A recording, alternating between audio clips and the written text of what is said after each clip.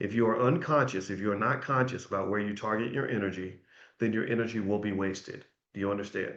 So you have to go places where John Trey says it right. You go to places where you're celebrated, not just tolerated. So the reason that I like being here, I'm not here talking to you because because I've got nothing better to do. I'm sure there's other places I could go, right? And I taught at Syracuse. Most of my students were not black.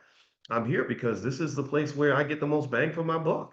This is where people get me. Y'all understand me. We have something in common. And this is something that I think people deny and they don't discuss when it comes to racism. They don't sort of consider the fact that sometimes what you consider to be just hostility towards you or like, oh yeah, hey y'all, they racist and or they don't like black people. I don't know if it's always a matter of them not liking black people specifically.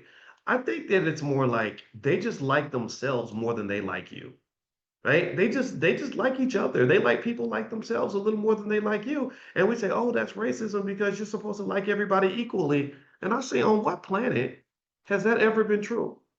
At what point anywhere in the history of this earth, in any country, has it ever been true that people like other groups more than they like their own group?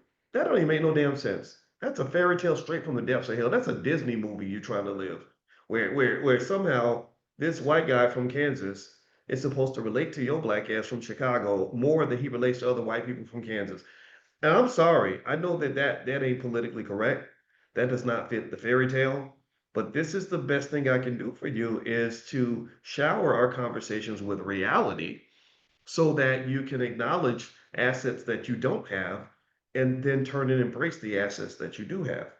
Because I know that while I might not relate real well to a white boy from Nebraska, I can relate very well to a black man from Kentucky or black man, brothers I meet from New York and Chicago, and black women that I meet who grew up in black communities who understand what black people go through. That's why I told y'all from the jump before, years before I got married. If you go back and watch the videos I made in 2012, I said, I don't know if I'm gonna ever get married, but if I get married, I'm marrying me a black woman because black women understand me. They get me. They know what I'm dealing with. They know who I am. They can value what I bring to the table. They're not gonna try to make me into something that I don't want to be. They can respect that, right? So ultimately, when you're talking about people not liking you, the question that you must ask when it comes to this wealth conversation is maybe the reason that you don't have the wealth that you deserve is because you're focused more on getting the attention of people who don't like you than you are on getting the attention of the people that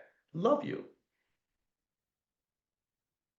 Right. Instead of me going to all these places, looking for love in all the wrong places, going to strangers and trying to get something where they're looking at me funny, like, don't you have anywhere to go? Don't you?